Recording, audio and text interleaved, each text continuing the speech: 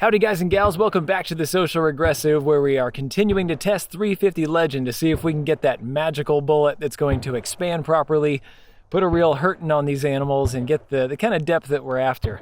I'm not so concerned about how far these bullets travel through the animal.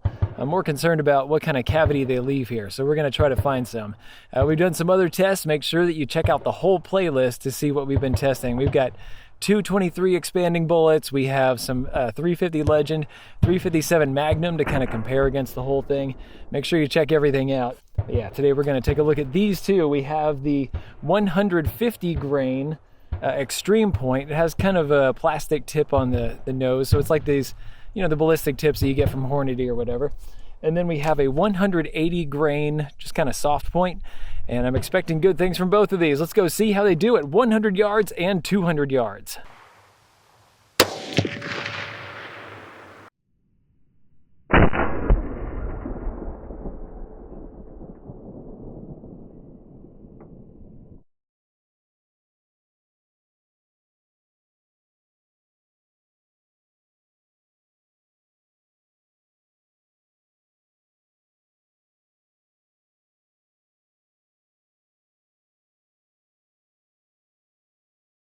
See this mess right up top? This gigantic wound channel? This is exactly what we've been looking for.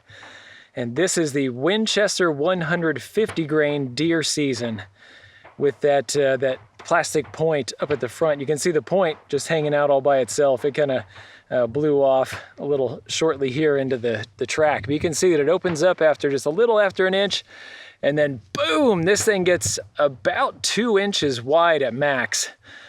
And it has a long track that goes back to probably about the 10-inch mark, settles down a little bit, and there's the bullet, just picture perfect. Curled back nicely, and this is about 16.5 inches heading up towards 17. What a hit. Now let's get this out to 200 and see if it can do the same thing.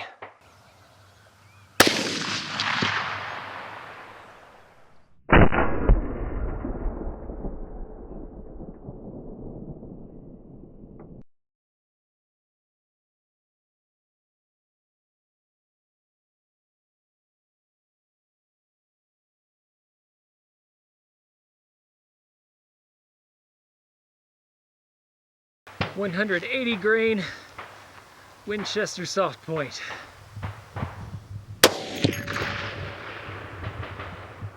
There we go.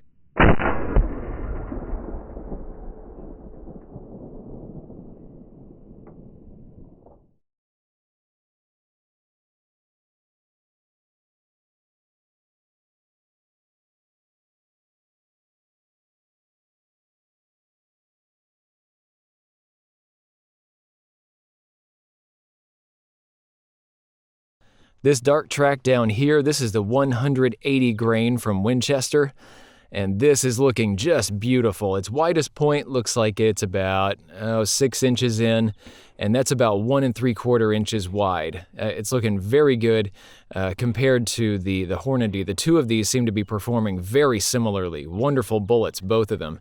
You can see that they definitely expanded. This one also seems to have tumbled.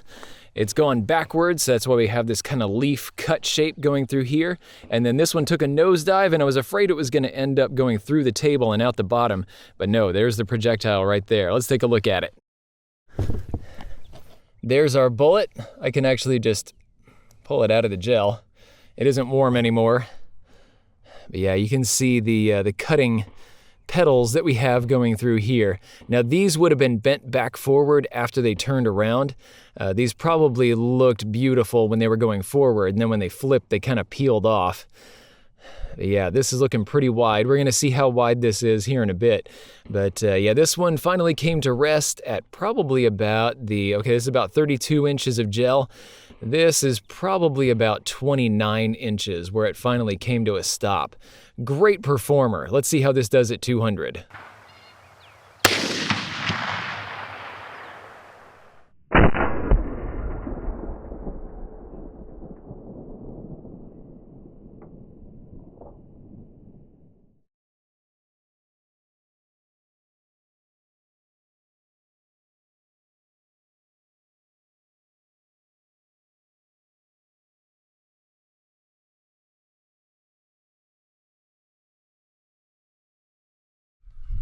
That long shot camera down there is a lifesaver. It's the only way I can tell if I've really hit. I can see the sand fly sometimes, but it could just be because I missed. Now this is really showing me what's going on. The Winchester 150 grain Deer Season XP wins the day. At about 2 inches, this suddenly flares out in a gigantic way. And we're talking about 1.5 inches of permanent wound channel going through here if you don't count the little bits that came off. And this cuts a big wide channel going back to about that 10-inch mark and then starting to settle down a little bit, and then the bullet comes to rest here at about 17 inches. This is inside that second block with a gorgeous mushroom. We have a second hit in this block that looks almost exactly the same. So the one down below, that one also flared out very quickly, made a huge wound channel, and then this one actually stopped inside the first block. And look at those petals curled back. This is very wide. At 200 yards, the Winchester Deer Season XP performed almost exactly the same as it did at 100 yards. You can see we have chunks of copper flying out. It very obviously dramatically expanded, so we're looking at that same 1.5 inches of width all the way across on here, and it continues cutting a pretty wide swath until we get to about the 12-inch mark. It settles down just a bit, continues cutting pretty decently, and then it flies out of the block. We had a misalignment on these blocks when this was fired, so this actually ended up in the sandbag, and hopefully we can check out those fragments. From 100 yards, the 180 grain soft point from Winchester, you can see made an impressive mess. This one hit with authority, with a lot of energy, and you can see that it has created all kinds of char here inside the gel. This is one of the wider channels. This one comes out to be almost 1.5 inches at that maximum point right there. And it continues cutting this wide channel. Who knows what all is going on. This right here looks like tumbling and cutting with those petals. And then cutting through the block and then coming to rest down here at the bottom. At 200 yards, the 180 grain SP doesn't really cut anything wider than about 1/2 inch. It gets just a little bit above that. But the cool thing about this is that it continues to make that sort of cut all the way through block number 1 and then going into block number 2. It might have begun to tumble in here and create some extra wounding through there. You can see that we have this sort of leaf shape going on. And this is kind of mixed up with some other blocks. The dark one that you see back there is from another hit. I think it's a Winchester XP. But sitting on top of it is this leaf cut, settles down, and then comes out of the block, goes through all 32 inches of gel at 200 yards. We're going to see what we have in the bag. The 150 grain XP at 100 yards has mushroomed gigantically, as you can see. This is extremely wide. It has shed bits of copper. I went in and dug out a couple of them, but really there are all kinds of little chunks of copper that have blown out like, I don't know, like grenade shrapnel and just kind of gone off into various channels. This is one that if for some reason it didn't kill the hog or deer on that first shot, which I really expect that it would, they're not going to be traveling too far with all those little pieces cutting. This is a pretty bad little thing. This is the tip that I was able to recover. This is basically undamaged, and I don't know, maybe I'll send that back to Winchester so they can use it again. Let's see what kind of weight we have and what kind of width we have. I'm going to just dump these little chunks back here in the scale. Let's see how wide this is at max. All right, we're looking at about 0.626, 0.625, somewhere in there. Oh, 0.642. Dang, this thing is huge. Across its more shallow axis, it's still over 0.6. This is gigantic. What a great bullet. Let's see how much weight this has retained. All right, out of the 150 we originally had, we are down to 118.8, and that does include that little tip. Our 200-yard hit ended up going into the bag, and I have to try to guess which one of these it is. I believe that it is this one right here. It looks like it took some extra damage after it struck the sand. Now this one, has a maximum width of 0.590, so it's still heading up toward 0.6. Let's see how much retained weight that we have. 114.4. The 180 grain soft point from Winchester is a different beast altogether, as you saw from those ballistics gel tests. The 150 grain XP wants to open up really quickly and create a great big wound channel immediately, whereas this one is just going to blaze on through and continue to make a very consistent cut all the way through. And actually, I can't tell which of these that I recovered from the sandbag, because they did go through all 32 inches of ballistics gel. I can't tell which one of these is the 200-yard hit. I think it's this one. This one that you see up front seems to be expanded a little bit more. I think this is the 100. This one seems to have tumbled at least once. The pedals are looking a little bit funky on one side. And this one, the pedals are turned completely back around, pointing in the forward direction. So this one tumbled at least once. I think that's the 200. Not really sure. That's the kind of cool thing about this one. No matter what kind of distance you're at, it's going to perform very consistently.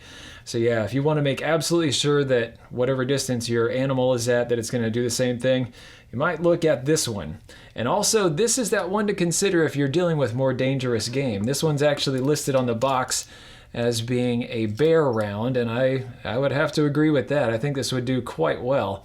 It's going to be able to punch through bone, it's going to be able to get through everything, and it's just going to continue to perform all the way through the animal.